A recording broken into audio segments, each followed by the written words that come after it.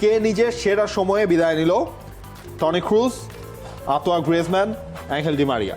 সেরা সময়ে বিদায় বা বিদায়টা যদি আপনি স্মরণীয় করে বিদায় নেওয়া বলেন, আমার মনে হয় মারিয়া।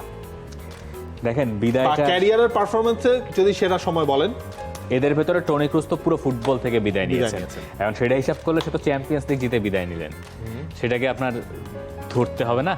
অবশ্যই। যদি আপনি সেটা ধরেন, ইন্টারন্যাশনাল যদি হিসাব করেন তাহলে ডিমারিয়া একটা কোপা আমেরিকা জিতে বিদায় নিলেন, তাই না? শেষ বিশ্বকাপটাও জিতলেন হ্যাঁ, নিজের কোপা খেলা, আমেরিকা। কোপা আমেরিকাটাও জিতলেন। সেটা ধরতে পারেন। এই বছরটাই আসলে বিদায়ের বিদায়ের বছর। বছর।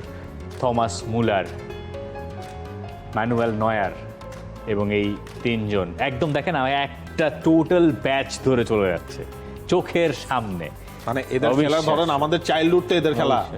আর ইন্টারন্যাশনাল হিসাব করলে আপনার ওই যে গ্রিজম্যানকে ক্রুজের আগে বোধহয় রাখতে হবে, যদিও ক্রুজ 2014 ওয়ার্ল্ড কাপ আর উইনার। আপনি যদি হচ্ছে নিজের সেরা সময়টা বলেন, তাহলে আসলে গ্রিজম্যান এখন নিজের সেরা সময়টায় নাই। ধরেন আপনি মানে ট্রুলি national- ন্যাশনাল টিমের ক্ষেত্রে, হ্যাঁ গ্রিজম্যান কিন্তু সেটা- আতলেতিকো মাদ্রিদে খুব ভালো ভালো করছেন, এখনো ভালো করছেন। যাই হোক, প্রশ্ন শেষ আরেকটা আছে কিছু